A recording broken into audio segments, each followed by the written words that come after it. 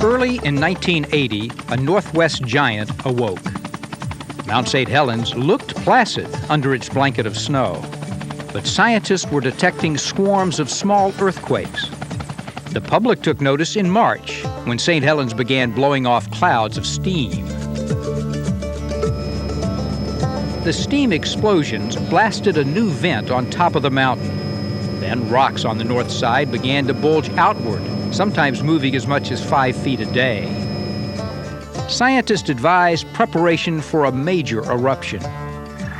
As a precaution, roadblocks were set up to keep the public out of what was thought to be the danger zone.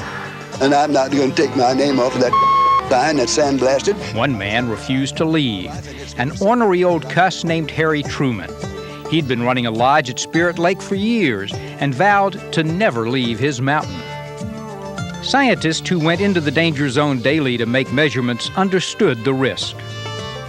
Well, if it occurs, it would probably be no more than a few months on the outside, but it could be as soon as a few hours. From his observation post 5 miles north of the mountain, Johnston radioed volcano headquarters, "Vancouver, Vancouver, this is it." They were his last words. It was 8:32, Sunday morning, May 18th.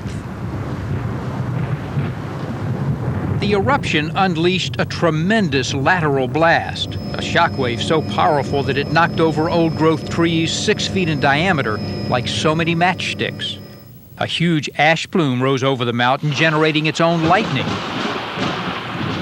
It looked like a nuclear explosion. Rescue helicopters and news crews rushed in to assess the damage and search for survivors. What they found was an alien landscape. Spirit Lake was gone. The lush Toutle River Valley buried under debris 150 feet deep. Rapidly melting snow and ice swelled rivers now filled with logs. The floodwaters wiped out bridges and swept away houses like toys. 31 ships were stranded in the Columbia as the mud flow clogged the main channel.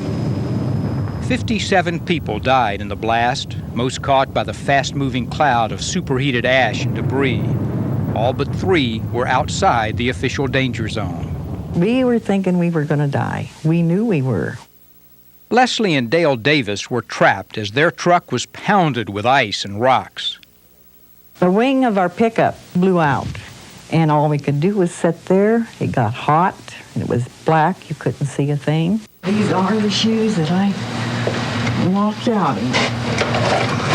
With just a thermos of coffee to sustain them, Leslie and Dale walked 26 miles to reach safety. The area of devastation covered 250 square miles, mostly north and west of St. Helens. To the east and south, ash was the problem. The ash cloud first blacked out the sun, made breathing difficult, and caused blizzard-like driving conditions. These guys are crazy. Oh, geez, this is ridiculous.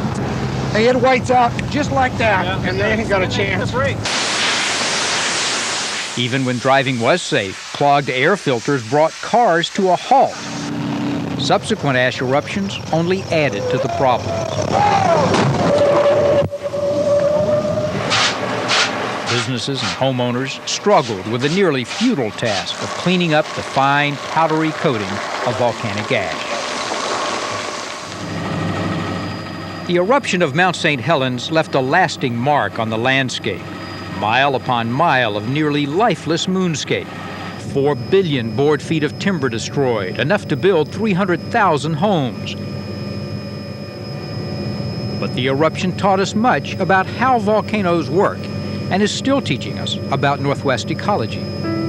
You have a once-in-a-lifetime opportunity to study the process that has shaped the forests of the Cascade Mountains. The area around Mount St. Helens is now a national monument.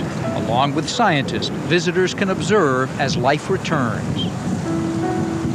In the last 40,000 years, Mount St. Helens has erupted dozens and dozens of times. We have an opportunity to see one particular chapter happen you know, in our lifetime, and to watch how an entire ecosystem is assembled one species at a time.